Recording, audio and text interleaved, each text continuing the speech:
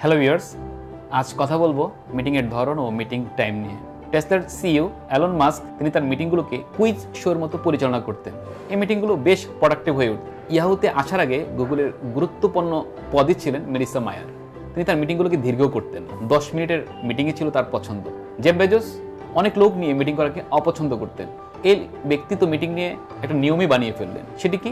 Two pizza rule. Two pizza rules বলে মিটিংয়ে সেই কয়জন লোক থাকা উচিত যেখানে 2টি পিৎজা সবার জন্য যথেষ্ট হয়। আবার অপসওয়্যারের সিইও বেন হরোইটস 2-ওয়ে কমিউনিকেশনকে পছন্দ করতেন। মিটিংগুলোতে তিনি বিশ্বাস করতেন মিটিংয়ের 10% সময় আপনি কথা বলবেন আর 90% সময় আপনি শুনবেন। সবাইকে কথা বলার সুযোগ দিন, নিজে কম বলুন। পেনরোজ স্টুডিওর সিইও ইউজেন চাং বলেন যে মিটিংয়ে স্থায়িত্বকালের চেয়ে প্রস্তুতির জন্য বেশি সময় নেওয়া হয়, সে মিটিং হচ্ছে সবচেয়ে উৎকৃষ্ট মিটিং, সবচেয়ে সুন্দর মিটিং। এরকম নানান বিষয় নিয়ে লেখা হয়েছে আপনি নেক্সট জেনারেশন সিইও বইটি পেতে অর্ডার করুন রকমারি.com-এ।